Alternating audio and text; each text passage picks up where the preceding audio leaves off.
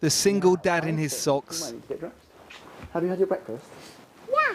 Have you? Cocoa Puffs. Was it nice? Was it yummy? The little girl he's trying to get ready. Are we going to get dressed? For a very important day. Do you want to go and see Boris Johnson dressed in your pyjamas? No. No?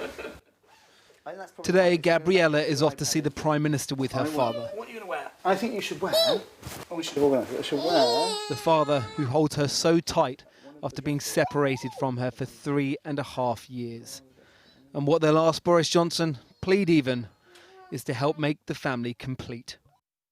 Nazanin Zaghari-Ratcliffe has languished in an Iranian prison on spying charges. Her real crime, says her family, is being a British-Iranian dual citizen and a pawn in a proxy war of diplomacy. So we really want to say, listen, how are you going to get Mummy home? What's your plan? Nothing. It might be. Hopefully it's a better plan than that. There to hear that plan today was Foreign Secretary Dominic Raab.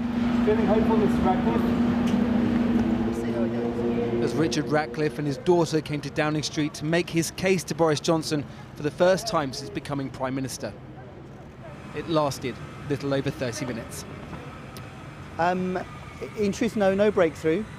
Good meeting, half an hour, warm. Prime Minister was there, the Foreign Secretary was there. Talked quite openly about having tried a number of different things to get Nazanin home. We pressed him to be brave, much as I said in public.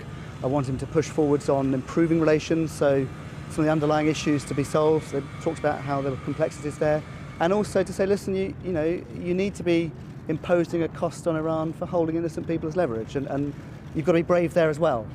This case is a sticky issue for Mr. Johnson. An international incident which a Boris blunder while Foreign Secretary did not help. She was simply teaching people journalism, as I understand it. That's what he told a select committee in 2017. Only it was incorrect, say her family. Nazanin Zaghari-Ratcliffe was in Iran on holiday. Her husband said today they didn't focus on what was said in the past. The future is what he was here to discuss. Although in the present... Well, I don't stand here hopeful, if I'm honest. I stand here with my wife still in prison. The pieces in the international game of diplomatic chess with Iran have moved significantly in the last few weeks.